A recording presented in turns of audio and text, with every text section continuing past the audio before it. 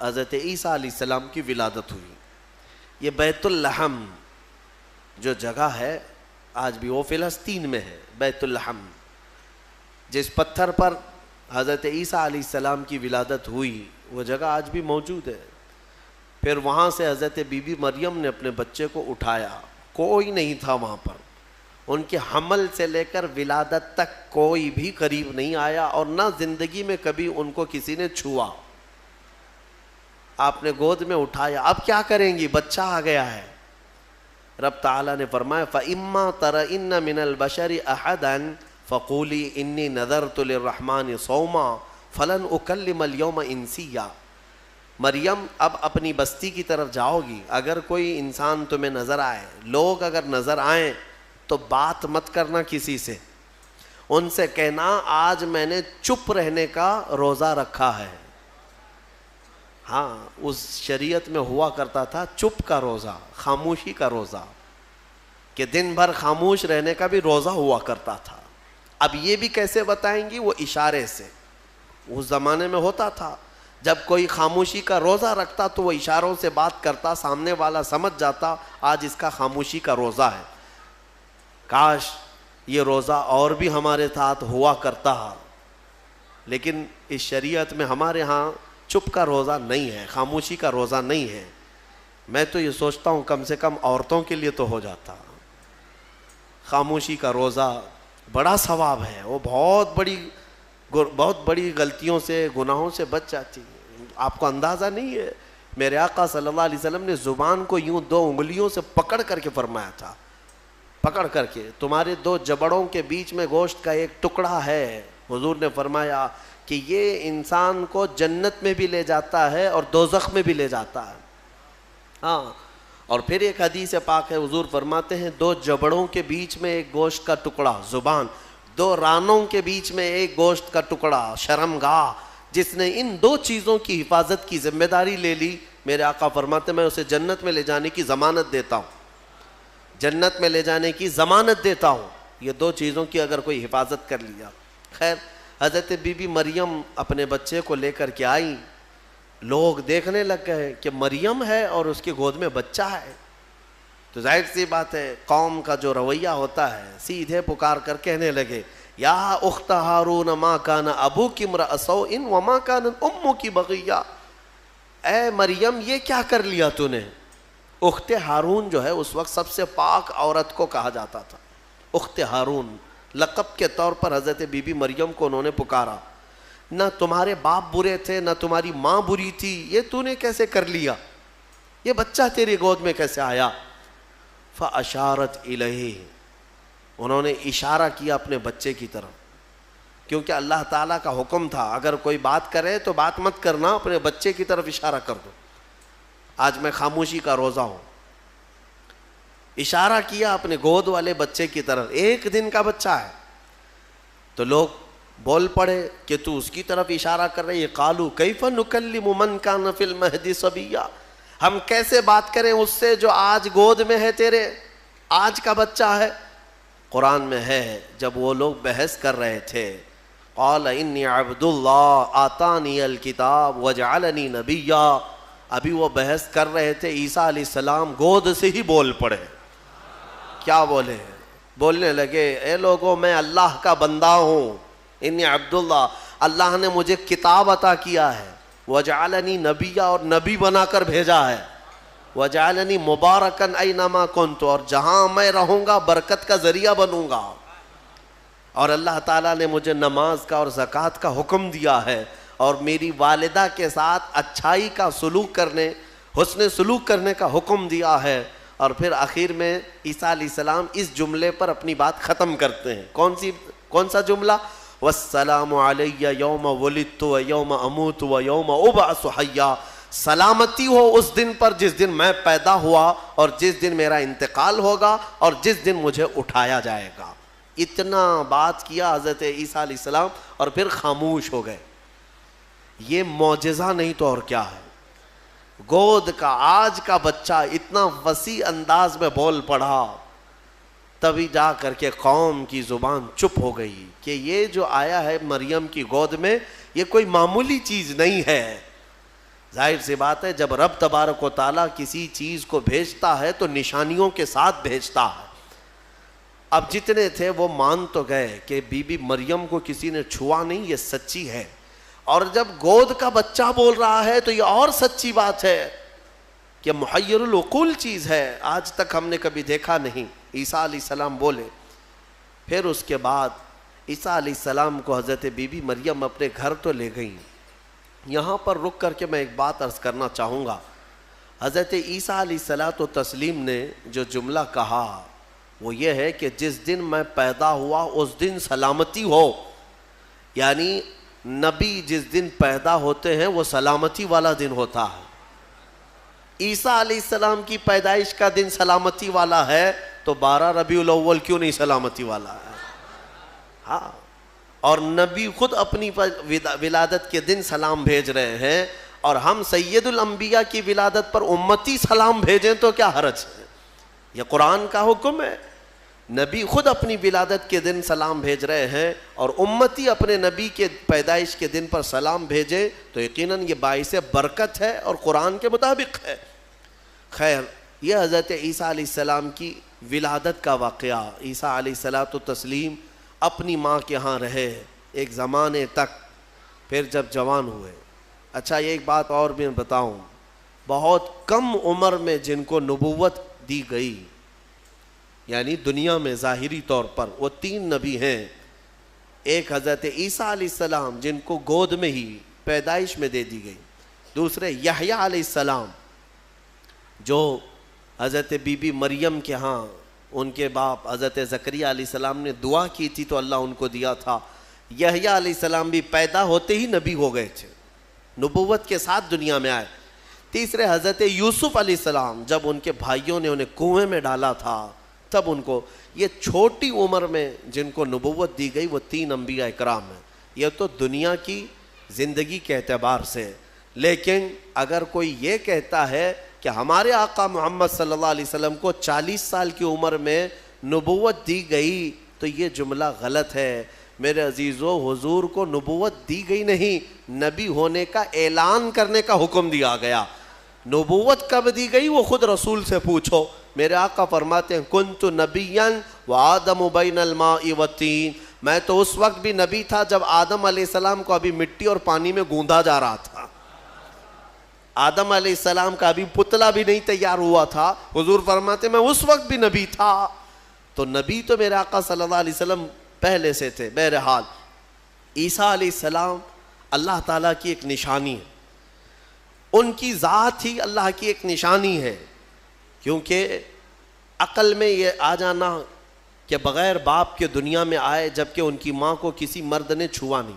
اسباب تو یہ بتاتے ہیں دنیا میں کہ ایک عورت اور ایک مرد کے اختلاط سے ہی بچہ پیدا ہوتا ہے. دنیا میں بچے کی ولادت ایک مرد اور ایک عورت کے ملنے سے ہی ہوتی ہے.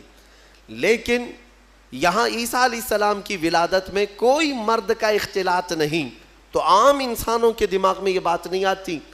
تو اسباب کی طرف دیکھنے والا انکار کرتا ہے اور خالق اسباب کی طرف جو توجہ کرتا ہے وہ انکار نہیں کرتا. کیونکہ اسباب تو یہ بتاتے ہیں کہ ایک روٹی کھانے کے لیے کئی منزلوں سے سفر کرنا پڑتا ہے, لیکن میرا رحمان چاہے تو سیدھے آسمان سے دسترخوان بھی اتار سکتا ہے. ہاں, یہ اس سے بھی زیادہ تعجب کی بات میں آپ کو بتاؤں, اس سے بھی زیادہ تعجب کی بات, صالح علیہ السلام اللہ کے نبی ہیں, ان کی قوم بڑی سرکش تھی, نافرمان تھی, اور پتھروں کی پوجا کرتے تھے اور پتھروں کے گھر بناتے تھے انہیں تراش تراش کر کے. حضرت صالح علیہ السلام نے ان کو اللہ کی طرف بلایا تو وہ نشانی مانگنے لگے, کوئی نشانی بتاؤ کہ تم اللہ کے رسول ہو. تو اس زمانے میں پتھروں کے لیے ان کا بڑا مسئلہ تھا کہ پتھروں کی عبادت بھی ہے, پتھروں کے گھر بھی بناتے تھے. حضرت صالح علیہ السلام نے اپنی قوم کو ایک جگہ جمع کیا اور ایک پتھر کو, پہاڑ کا ایک پتھر ہے, اس پتھر کو حکم دیا تو اللہ تعالیٰ نے اس پتھر کے اندر سے ایک اونٹنی پیدا فرمائی, ناقۃ اللہ, اس کو اللہ کی اونٹنی. اب مجھے بتاؤ کیا یہ عقل تسلیم کرے گی کہ ایک اونٹنی کو پیدا ہونے کے لیے اس کے بھی تو ماں باپ ہونے چاہیے, وہ بھی کسی اونٹنی کی پیٹ سے پیدا ہوگی. لیکن اتنا محیر العقول واقعہ کہ پتھر اور اونٹنی کا کیا میل. ہاں یہ بھی بات سمجھ میں آ سکتی ہے کہ ہتھنی کے پیٹ سے کوئی اونٹنی پیدا ہو گئی, یا کسی جانور کے پیٹ سے کوئی دوسرا جانور پیدا ہو گیا, کچھ قریب تو سمجھ میں آتا ہے. لیکن پتھر کے اندر سے اونٹنی پیدا ہونا یہ سمجھ میں آتا ہے. اللہ تبارک و تعالیٰ جب اپنی نشانیاں دکھانا چاہتا ہے تو اسی طرح کی معجزے اپنے نبیوں کو دیتا ہے اور ظاہر کرتا ہے تاکہ لوگ ان اللہ کے نبیوں کی حقانیت کو تسلیم کریں.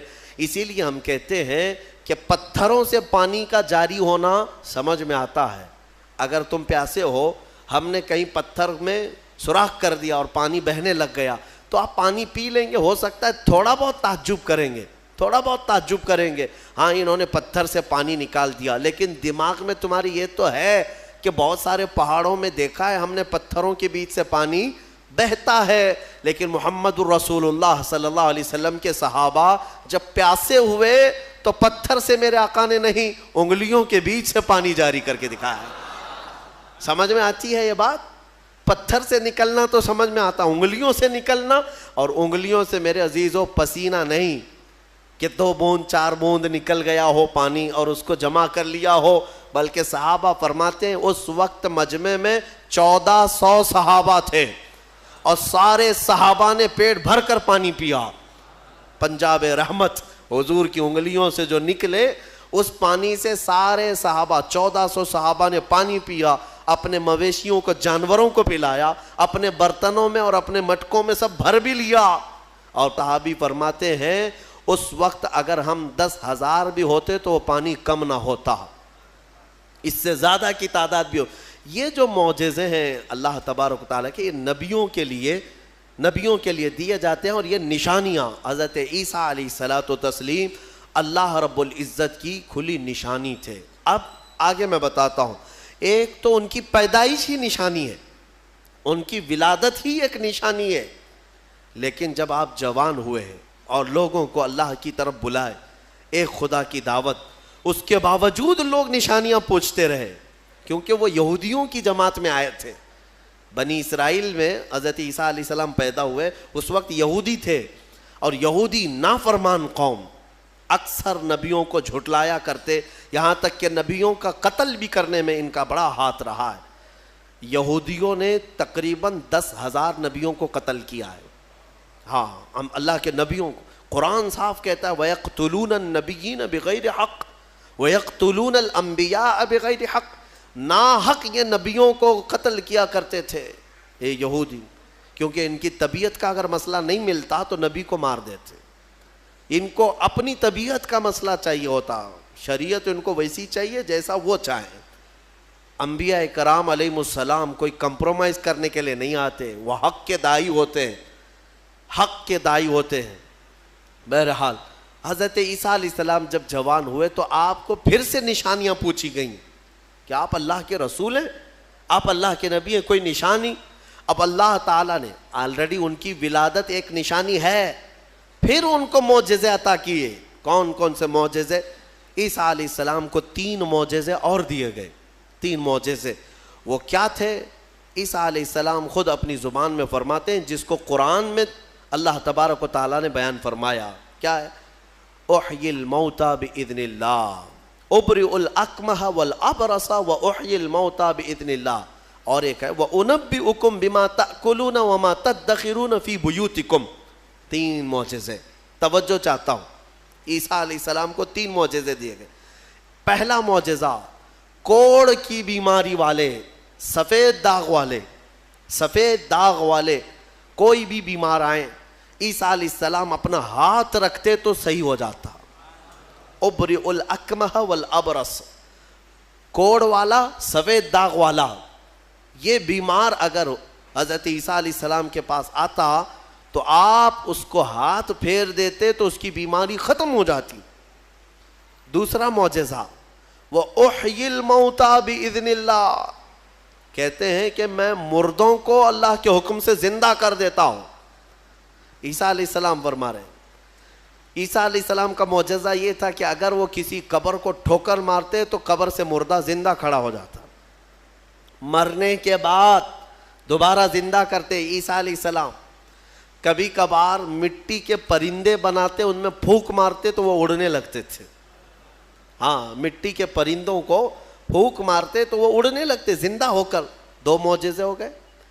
تیسرا معجزہ اہم ہے، عیسیٰ علیہ السلام فرماتے ہیں وَأُنَبِّئُكُمْ بِمَا تَأْكُلُونَ وَمَا تَدَّخِرُونَ فِي بُيُوتِكُمْ، تم اپنے گھروں میں بیٹھ کر جو کچھ بھی کھاتے ہو اور جمع کرتے ہو، عیسیٰ علیہ السلام فرماتے میں یہیں بیٹھ کر کے سب بتا دیتا ہوں، ساری چیزوں کی میں خبر دیتا ہوں۔ عیسیٰ علیہ السلام کا معجزہ یہ تھا کہ تم اپنے گھروں میں جو کھاتے ہو جمع کرتے ہو سب کی خبر عیسیٰ علیہ السلام کو ہے۔ یہ ظالم نادان جو میرے نبی کے علم غیب کا انکار کرتے ہیں، قرآن پڑھا بھی ہے کہ نہیں پڑھا؟ عیسیٰ علیہ السلام جو بنی اسرائیل کے نبی ہیں، جو بعد میں حضور کی امت میں آئیں گے آسمانوں سے، اور آئیں گے حضور کی امت، حضور پاک صلی اللہ تعالیٰ علیہ وسلم کی امت میں رہیں گے۔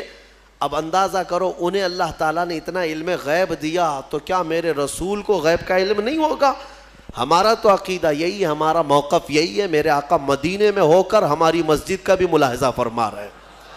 ہاں، وہ پوری دنیا کو ایسے دیکھتے ہیں جیسے اپنے ہتھیلی کو دیکھتے ہیں۔ خود میرے آقا نے فرمایا، مسلم شریف کی حدیث ہے، اللہ کے حبیب فرماتے ہیں ان اللہ زوى لی الارض، اللہ نے پوری روئے زمین کو میرے لیے سمیٹ دیا ہے، اور میں پوری روئے زمین کو ایسے دیکھتا ہوں جیسے ہتھیلی کو دیکھتا ہوں۔ 3 معجزے ہیں عیسیٰ علیہ السلام کی، یاد رکھیے گا۔ اب میرا سوال بھی سن لیجئے توجہ کے ساتھ۔ ایک ہے وہ کوڑ کی بیماری اور برس کی سفید داغ کی بیماری والے کو ہاتھ رکھتے تو کیا ہوتا؟ صحیح ہو جاتا۔ حاضر ہے آپ کا دماغ؟ بہت اہم چیز۔ دوسری چیز ہے مرے ہوئے آدمی کو ٹھوکر مار کر زندہ کر دیتے تھے۔ چلے 2 ہی پر ہم بات کرتے ہیں۔ یہ بیماریوں سے شفا دینا کس کا کام ہے؟ عقیدہ تو یہی ہے نا، اللہ کا کام ہے۔ پھر سوال تو یہاں ان لوگوں کے لیے بھی بن پڑتا ہے جب ہم اپنے مصطفیٰ کے لیے کہتے ہیں یا رسول اللہ شافی و نافی ہو تم، وافی و کافی ہو تم، درد کو کر دو دوا، تم پہ کروڑوں درود۔ ارے یہ بریلوی شرک کر رہا ہے۔ رسول کو کہہ رہا ہے شافی ہیں، رسول کو کہہ رہا ہے کافی ہیں، رسول شفا دیں گے؟ جب ہم درود تاج میں پڑھتے ہیں دافع البلاء والوباء والقحط والمرض والالم، ہمارے رسول بلاؤں کو دفع کرنے والے، وباؤں کو دفع کرنے والے، درد کو دور کرنے والے، ہر کرب سے آزاد کرنے والے، ہم پڑھتے ہیں درود میں۔ تو اس پر کچھ لوگوں کا پیٹ درد ہوتا ہے اور کہتے ہیں کیسے تم رسول کو کہہ رہے ہو کہ وہ بیماریوں سے دور کرنے والے ہیں، وہ کیسے دور کر سکتے ہیں؟ ان سے میرا سوال یہ، قرآن کی کوئی آیت پڑھا بھی ہے یا نہیں؟ عیسیٰ علیہ السلام خود کہہ رہے ہیں کوڑ کی بیماری اور برس کی بیماری والے کو میں ہاتھ رکھ دوں تو صحیح ہو جاتا ہے۔ عیسیٰ علیہ السلام ہاتھ رکھ دیں تو صحیح ہو جاتا ہے۔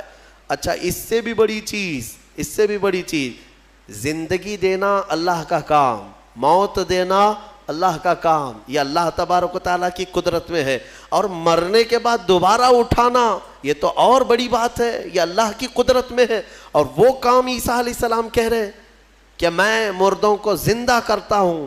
میرے عزیزو، اب یہ شرک نہیں ہوا؟ عیسیٰ علیہ السلام کے بارے میں اگر کوئی عقیدہ رکھے گا کہ وہ مردوں کو زندہ کرتے تھے تو شرک ہو جائے گا۔ کچھ لوگوں کے فتوے کے حساب سے تو شرک ہے، کیونکہ وہ رسول کے واقعات کو نہیں مانتے۔ غوث پاک نے اگر کسی مردے کو زندہ کیا تو کہتے ہیں یہ جھوٹی کہانیاں ہیں، ہاں یہ کیسے ہو سکتا ہے، یہ صرف اور صرف اللہ رب العزت کا کام۔ پھر قرآن جو عیسیٰ علیہ السلام کے بارے میں بتا رہا ہے، کیا عیسیٰ خدا ہیں؟ عیسیٰ علیہ السلام خدا ہے؟ یہاں ایک نقطہ سمجھ کر کے چلو، اللہ رب العزت یقیناً قادر مطلق ہے، رزاق وہی ہے، خالق وہی ہے، شافی وہی ہے، لیکن اگر وہ اپنی طاقت کسی محبوب رسول یا نبی کو شفا دینے کی طاقت دے دے، دوبارہ زندہ کرنے کی طاقت دے دے، یا بیماریوں سے دور کرنے کی طاقت دے دے، تو اس میں کسی کے پیٹ درد ہونے کی ضرورت نہیں، مولا جسے جو چاہے وہ مقام عطا فرمائے. یہ شرک بھی نہیں ہے، اللہ جسے جو چاہے وہ عطا فرمائے. اسی لیے ہمارا موقف یہ ہے الحمدللہ کہ ہم مانتے ہیں کہ رسول پاک صلی اللہ تعالیٰ علیہ وسلم بیماریوں کو دور کرتے تھے، لیکن ہم انہیں خدا نہیں مانتے. جیسے عیسیٰ علیہ السلام اللہ کی عطا سے بیماروں کو شفا کرتے تھے، میرے مصطفیٰ بھی اللہ کی عطا سے بیماروں کو شفا کرتے ہیں. اور اسی لیے ہم مانگتے بھی ہیں میرے آقا کی بارگاہ میں، ہمیں بزرگوں نے سکھایا ہے. بلکہ ایک حدیث بھی میں آپ کو بتا دوں. ایک صحابی آئے اور ان کے بھائی کا پیٹ درد کر رہا تھا، بہت تکلیف تھی.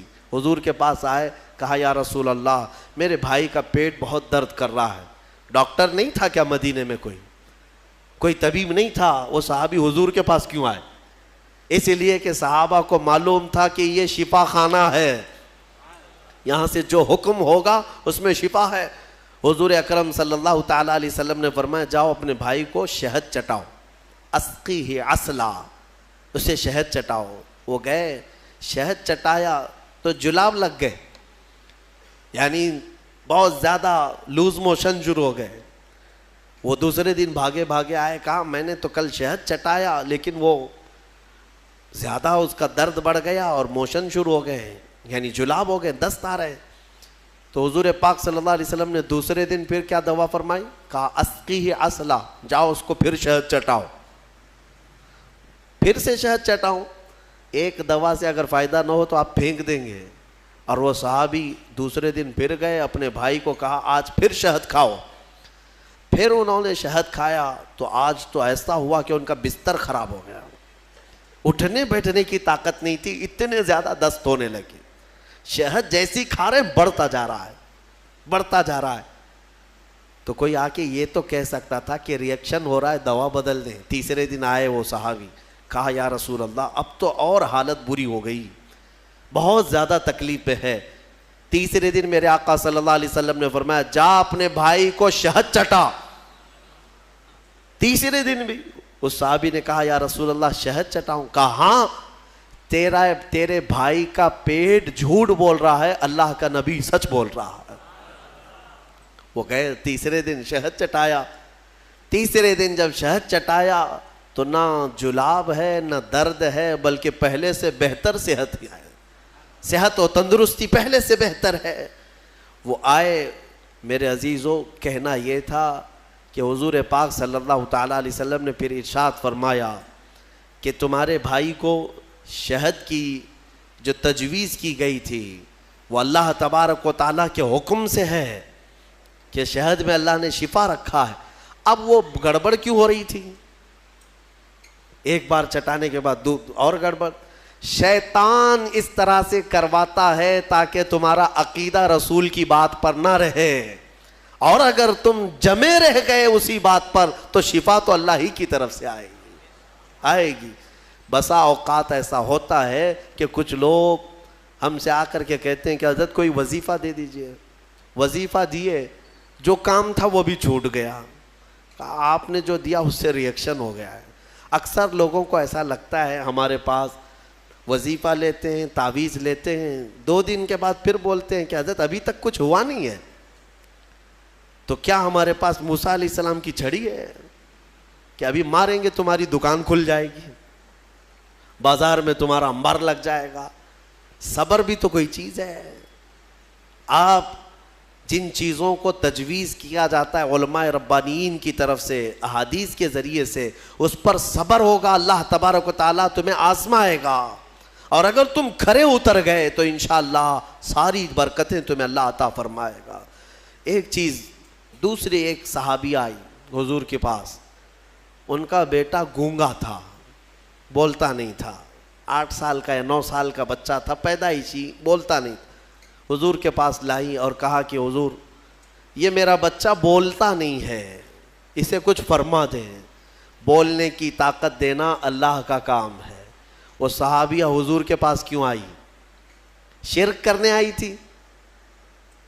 نعوذ باللہ من ذالک. صحابہ کا عقیدہ یہی تھا، بخدا خدا کا یہی ہے در، جو بریلی کے امام نے ہمیں سکھایا ہے.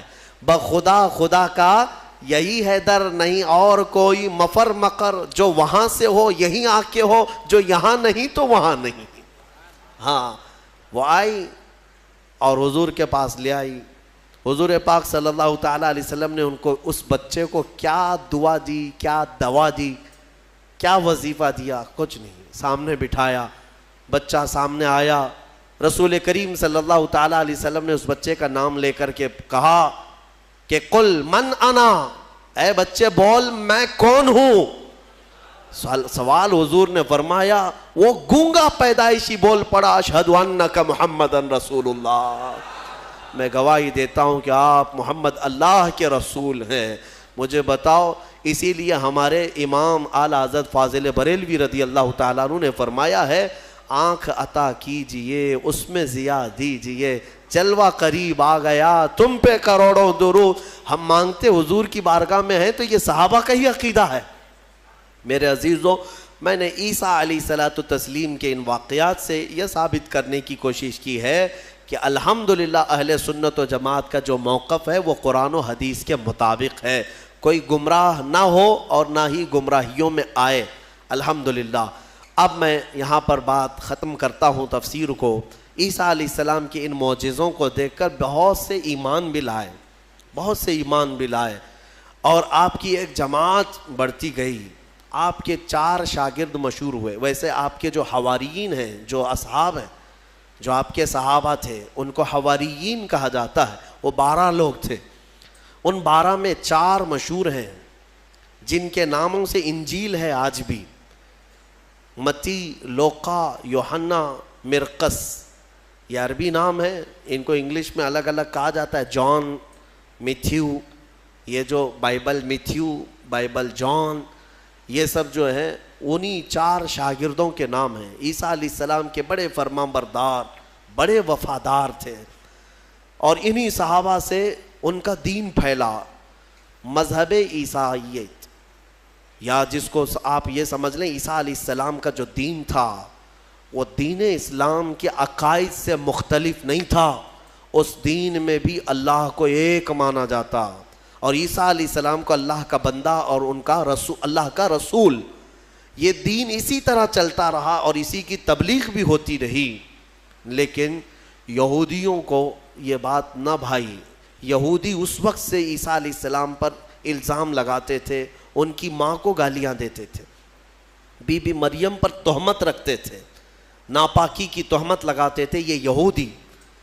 عیسیٰ علیہ السلام کا ایک وقت ایسا بھی آیا کہ یہودیوں کے نرغے میں، کیونکہ یہودی بڑے ہی فتین اور پلان کرنے والے، منصوبہ کرنے والے لوگ، عیسیٰ علیہ السلام کے قتل کا منصوبہ بنا لیا. اور اس قتل کے منصوبے سے وہ آخری دن تھا عیسیٰ علیہ السلام کا، جس گھر میں عیسیٰ علیہ السلام ایک باغیچے میں اپنے شاگردوں کے ساتھ رہے، ان کو تعلیمات دی اور سب کو رخصت کیا اور کہا آج کے بعد میں تم سے ملاقات نہیں کروں گا، تم دین حق پر قائم رہنا. شاگرد سب چلے گئے، عیسیٰ علیہ السلام تنہا گھر میں تھے.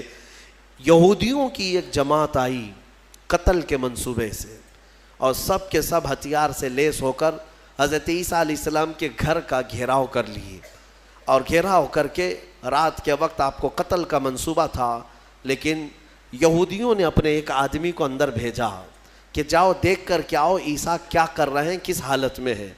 ایک شخص اندر آیا عیسیٰ علیہ السلام کو دیکھنے کے لیے، یہودیوں کا ایک شخص اندر آیا، اور جیسے ہی وہ اندر آیا قرآن میں مولا فرماتا ہے وَلَكِنْ شُبِّهَ لَهُمْ، یعنی جس کا مفہوم یہ ہے کہ اللہ نے عیسیٰ علیہ السلام کی شکل اس آدمی کو دے دی اور عیسیٰ علیہ السلام کو آسمانوں پر اٹھا لیا، آسمانوں پر اٹھا لیا. بر رفعہ اللہ الیہ، قرآن میں اللہ فرماتا ہے اللہ نے ان کو اپنی طرف اٹھا لیا.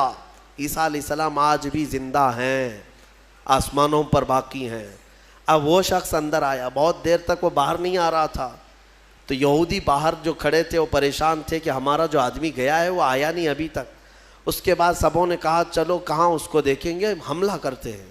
سب کے سب گھس گئے، اور اندر جو شخص تھا وہ عیسیٰ علیہ السلام کی شکل کا دکھ رہا تھا، اسی کو پکڑ کر لائے، اس کو خوب مارا اور پھر لا کر کے باہر سولی پر چڑھا دیا، سولی پر چڑھا دیا، صلیب پر. اور پھانسی دے دی. پھانسی دینے کے بعد پھر ان کو یاد آیا ہمارا آدمی کہاں گیا جو ڈھونڈنے کے لیے گیا تھا. تو وہ کچھ لوگ تھے جو جانتے تھے پاؤں جو نیچے سے تھے وہ نہیں بدلے تھے, اللہ نے اس کی اصلی شکل پر ہی رکھا تھا. تو کچھ لوگوں نے پاؤں دیکھ کر کے کہا یہ تو ہمارا آدمی ہے, اس کے پاؤں تو ہمارے آدمی کی طرح ہے. لوگوں نے کہا اگر یہ ہمارا آدمی ہے تو پھر عیسیٰ کہاں گئے, عیسیٰ اس گھر سے کہاں گئے؟ ان کو ہم نے اندر جاتے دیکھا ہے, اندر ہم نے گھیرا کیا ہے, وہ کہاں گئے؟ اسی شک میں رہ گئے یہ عیسیٰ ہے کہ ہمارا آدمی ہے. کچھ کہتے ہمارا آدمی ہے, کچھ کہتے نہیں عیسیٰ ہے. اسی چکر میں رہ گئے یہ لوگ, ان کو پتہ ہی نہیں تھا کہ عیسیٰ علیہ السلام کہاں گئے. ظاہر سی بات ہے عیسیٰ علیہ السلام جب آسمانوں پر اٹھا لیے گئے, اب اگر یہ خبر کوئی دے گا تو کوئی اللہ کا نبی ہی دے گا نا, کوئی نبی ہی دے گا, غیب کی خبر کون دے گا؟ اور اتفاق کی بات عیسیٰ علیہ السلام کے آسمانوں پر اٹھائے جانے کے بعد سے لے کر 550 سال تک کوئی نبی نہیں آیا. اس کے بعد اگر کوئی نبی آیا تو ہمارے آقا محمد صلی اللہ علیہ وسلم آئے, صرف حضور آئے 570 سال کے بعد. میں آپ کو بتاتا ہوں ان یہودیوں کے چکر کو اور عیسائیوں کے چکر کو بھی, عیسائی بیچارے ان کو خود کو بھی نہیں معلوم تھا کہ ہمارے نبی کہاں ہیں. بعض کا عقیدہ یہ بن گیا کہ ہمارے نبی کو سولی پر چڑھا دیا گیا, اسی لیے آج بھی وہ لوگ سلیب ڈال کر کے گھومتے رہتے. ایک جماعت اس میں یہ بن گئی, ایک جماعت یہ کہنے لگی ہمارے نبی کو یہودیوں نے سلیب پر چڑھا دیا, پھانسی پر چڑھا دیا, اور اس پر پھر عقیدے گڑنے لگ گئے. عقیدے کیا کیا گڑ لیا کہ ہمارے نبی نے جو پھانسی پر چڑھ کر کے قربانی دی ہے, بلیدان دیا ہے, وہ ہم سب کے گناہ معاف کرانے کے لیے قربانی دی ہے. تو اب یہ جتنے چاہے گناہ کرتے رہے, خوب شراب پئیں, خوب ناچیں, کیونکہ وہ سولی پر چڑھ کر کے سب معاف کرا دیے. یہ ایک جماعت نے اس میں عقیدہ گڑھ لیا اور عیسائیوں کی ایک جماعت اسی پر چلتی رہی. ایک جماعت پھر بھی حق پر رہی جو عیسیٰ علیہ السلام کے چاروں شاگرد تھے. انہوں نے کہا نہ ہمارے نبی کو سولی پر چڑھایا گیا ہے, نہ ہمارے نبی نے ہمارے لیے قربانیاں دی ہیں, یعنی کہ وہ پھانسی پر چڑھ کر کے سب کے گناہ معاف کرائے, بلکہ ان کا عقیدہ تھا کہ اللہ رب العزت نے عیسیٰ علیہ السلام کو اپنے جلوں میں رکھا ہے. وہ کہاں ہے وہ اللہ بہتر جانے اور عیسیٰ جانے. ایک وقت آئے گا جب عیسیٰ کی حقیقت لوگوں کو معلوم ہوگی. یہ ایک حق جماعت ہمیشہ کہتی رہی اور اسی پر وہ لوگ باقی رہے. پھر اس میں فرقے بھی ہوئے, عیسائیوں میں بہت سارے فرقے بھی ہوئے, 70 سے زیادہ فرقے ہوئے, الگ الگ عقیدے. اور یہ فرقے بھی کس نے بنائے؟ یہودیوں نے بنائے. ان کے اندر گھس کر کے الگ الگ ان کے دماغ چینج کیے. پھر ٹرائنیٹی کا عقیدہ آ گیا کچھ عیسائیوں میں کہ عیسیٰ خدا کے بیٹے ہیں, مریم خدا کی بیوی ہے. کچھ لوگوں کا عقیدہ یہ بنا. پھر کچھ لوگوں کا عقیدہ بنا کہ 3 خدا ہیں, ایک خدا اللہ, ایک خدا جبرائیل, ایک خدا عیسیٰ. آج بھی کچھ لوگ ہیں اس میں, پروٹسٹ ہیں, کیتھولک ہیں اور آرتھوڈاکس ہیں. یہ سب جو فرقے بنے سب میں تھوڑا سا فرق ہے عیسیٰ علیہ السلام کو ماننے کے لیے. بعض کہتے ہیں گاڈ ہے, فادر ہے, اور پھر یہ سن ہے اور میری ہے, یہ 3 خدا ہے. ٹرائنیٹی کے عقیدے بنے. اب میں آپ کو بتاتا ہوں یہ میرے آقا صلی اللہ تعالیٰ علیہ وسلم کا احسان ہے پورے یہودیوں پر بھی اور عیسائیوں پر بھی, کیونکہ یہ جھگڑا کرتے رہے 500 سال تک. اتنا قتل کیا ہے عیسائیوں نے یہودیوں کا اور یہودیوں نے عیسائیوں کا. 500 سال اتنے قتل ہو گئے جس کا شمار نہیں کر سکتے. پورا فلسطین خون میں نہا جاتا تھا جنگوں میں. یہ دونوں جماعتیں لڑتی تھیں. وہ الزام لگاتے ان کی ماں پر اور یہ یہودیوں پر الزام لگاتے. اور قرآن بھی کہتا ہے وقالت اليہود لیست النصارى علی شیء وقالت النصارى لیست اليہود علی شیء. دونوں کہتے تھے. عیسائی کہتے تھے یہودی کوئی چیز ہی نہیں ہے, اور یہودی کہتے عیسائی کوئی چیز ہی نہیں ہے. دونوں لڑتے تھے. 570 سال کے بعد میرے آقا صلی اللہ علیہ وسلم جب جلوہ بار ہوئے اور پھر میرے آقا پر قرآن کی آیتیں اتری اور سورہ مریم اتری, تب میرے آقا نے علل اعلان فرمایا کہ اے لوگوں مریم پر تہمت نہ رکھو, وہ اللہ کی سب سے پاک باز بندی ہیں. عیسائیوں کو احسان ماننا چاہیے میرے آقا کا کہ حضرت بی بی مریم کی طہارت پوری دنیا میں اگر عیسیٰ علیہ السلام کے بعد کسی نے بیان کی ہے تو میرے مصطفیٰ نے بیان کیا ہے. ہاں، اور دوسری بات، حضرت عیسیٰ علیہ السلام کہاں گئے، کہاں ہے، عیسائیوں کو بھی نہیں معلوم، یہودیوں کو بھی نہیں معلوم. میرے آقا صلی اللہ علیہ وسلم نے قرآن کی وحی اترنے کے بعد لوگوں کو بتایا کہ یہ سب آپس میں اختلاف کرتے ہیں. حقیقت یہ ہے کہ عیسیٰ علیہ السلام کو نہ پھانسی دی گئی، نہ سولی پر چڑھایا گیا، بلکہ عیسیٰ علیہ السلام کو اللہ نے آسمانوں پر اٹھایا ہے، اور قیامت کے قریب عیسیٰ علیہ السلام پھر دنیا میں نازل ہوں گے. یہ عقیدہ میرے آقا نے دیا. ان عیسائیوں کو تمیز نہیں ہے، انہیں پتہ نہیں ہے، اسلام کی دشمنی میں مرے جاتے ہیں، ہاں، اور جال بنتے ہیں. انہیں معلوم ہونا چاہیے کہ اسلام کے آنے کے بعد یہ احسان ہے میرے آقا صلی اللہ علیہ وسلم کا کہ بی بی مریم کی بھی طہارت بیان کی اور عیسیٰ علیہ السلام کی حقیقت بھی بیان کی ہے. اللہ تبارک و تعالیٰ ان گمراہ عقیدوں سے ہماری حفاظت فرمائے. وآخر دعوانا ان الحمد للہ رب العالمین.